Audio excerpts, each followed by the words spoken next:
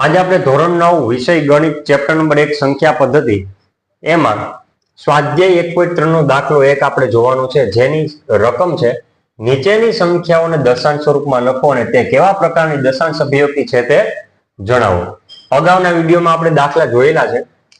હવે પાંચમો છે 2/11 એટલે 2/11 કરવાના થશે અહીં, એટલે 2 ક્યાં રહેશે અંદર અને 11 ક્યાં રહેશે તો કે 12. બરોબર, તો 2/11 આપણે કરવાના છે. ભાગ ને એટલે 11 × 11 થઈ જાય, એટલે પેલા અહીં 0 મૂકો તો અહીં 0 પોઈન્ટ. હવે શું થાય 11 × 2 = 22 થઈ જાય, એટલે 11 × 1 શું થાય 11. 20 માંથી 11 જાય તો શું થાય 9 વધે. હવે ભાગ ના એટલે આપણે અહીં શું કરતા હતા 0. 11 × 8 = 88, 11 × 8 = 88 થાય ને. હવે 90 માંથી 88 જાય તો 2 સ્ટોપ થઈ જાવ, કેમ કે જ્યાંથી ચાલુ કર્યું હતું ને દાખલો ત્યાં પહોંચી ગયા આપણે. 2/11 ચાલુ કર્યું હતું ને, 2/11 પૂગી ગયા. હવે જો કદાચ તમે દાખલો આગળ કરો ને તો પાછો શું આવે 1, પાછો શું આવે 8, પાછો શું આવે 1, પાછો શું આવે 8. આ રીતે જવાબ આવતો જ જશે.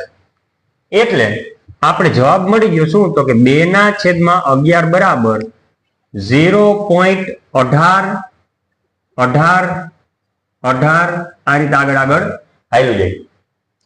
હવે આને બીજી કઈ રીતે તમે લખી શકો તો કે 0.18 કયો આંકડો રિપીટ થાય 18, તો 18 ઉપર શું કરી નાખાય 12. બરોબર, એટલે આપણે દશાંશ સ્વરૂપમાં લખ્યું કહેવાય. હવે આની અભિવ્યક્તિ કઈ છે તો અનંત તો છે જ, પણ આપણે એને 12 સ્વરૂપે બાંધી શકાય, એટલે આવૃત પણ છે, એટલે અનંત અને આવૃત. આ એની દશાંશ અભિવ્યક્તિ કયા પ્રકારની તો કે અનંત આવૃત પ્રકારની દશાંશ અભિવ્યક્તિ છે. હવે આ જે છે ને એના આપણે થોડા ભાગ પાડી નાખાય. શું કરાય ખબર, 329 છે એમને રખાય, પણ છેદમાં 400 કેમ થાય તો કે 4 × 100 થાય ને, 4 × 100. હવે 329 ભાગ્યા 4 કરાય, 329 ભાગ્યા 4. ચાલો 4 × 8 = 32, 32 માંથી 32 જાય તો 0, ઉપરથી શું ઉતરશે 9. 4 × 2 = 8, 9 માંથી 8 જાય તો 1. હવે ભાગ નહીં આવે તો અહીં શું આવશે 0, તો અહીં શું આવશે પોઈન્ટ. હવે 4 × 2 = 8,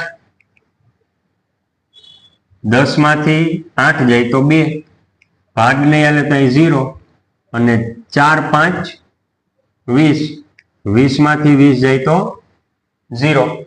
એટલે તમે આમ જોવા જાવ ને તો 329 ભાગ્યા 400 એના આપણે ભાગ કર્યા હતા 329 છેદમાં 4 × 100, એમાં 329 ભાગ્યા 4 એનો જવાબ મને શું મળ્યો 82.25.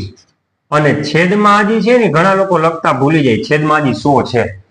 આપણે જે ભાગાકાર કર્યો એ કયો કર્યો 329 ભાગ્યા 4 કર્યો. 329 ભાગ્યા 4 કરતા મને મળ્યા 82.25, મેં લખ્યા 82.25. હવે ઘણા વિદ્યાર્થીઓ નીચે 100 જે વધ્યા છે ને તો ભૂલી જ જાય, એટલે નીચે જે છે એ શું લખી નાખવાનું 100 જે હતા એ લખી નાખવાના.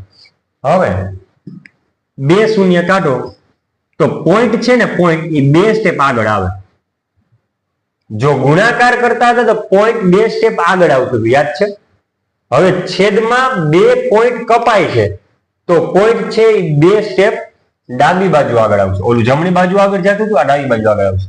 એટલે શું આવશે 0.8225. આગળ કાંઈ ન હોય તો શું હોય 0 પોઈન્ટ મૂકી દેવાના, એટલે આપણો શું થઈ ગયો જવાબ. ફરીથી જો 82.25 જો ગુણ્યા 100 હોત તો પોઈન્ટ ક્યાં જાત આગળ જાત, જમણી બાજુ આગળ જાત.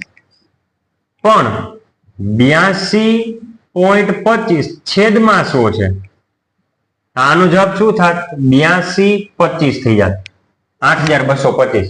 કેમ કે પોઈન્ટ છેલ્લે વયો ગયો, પછી આપણે એને લખવાની જરૂર રહેતી નથી. હવે 2 શૂન્ય કપાય તો પોઈન્ટ જે છે ને ડાબી બાજુ આગળ આવે, એટલે શું થાય પોઈન્ટ આગળ આવ્યો પછી 82.25 તો એમને લખી જ નાખવાના, અને અહીંયા આવે 0 પોઈન્ટ. ક્લિયર? આ બે માં ફરક છે એટલે જવાબ આવશે 0.8225. હવે દશાંશ આપણે દશાંશ સ્વરૂપમાં લખી નાખ્યા, પણ પોઈન્ટ પછી જે આંકડા છે ને એ કેવા થઈ ગયા? શાંત. એટલે દશાંશ અભિવ્યક્તિ લખાયા બાદ આપણે એનો પ્રકાર લખીએ. કેવી અભિવ્યક્તિ છે? તો કે શાંત અભિવ્યક્તિ, શાંત દશાંશ અભિવ્યક્તિ છે. ક્લિયર? તો દાખલા નંબર 1 નો પાંચમો અને છઠ્ઠો અહીંયા આપણે પૂરો કરીએ છીએ.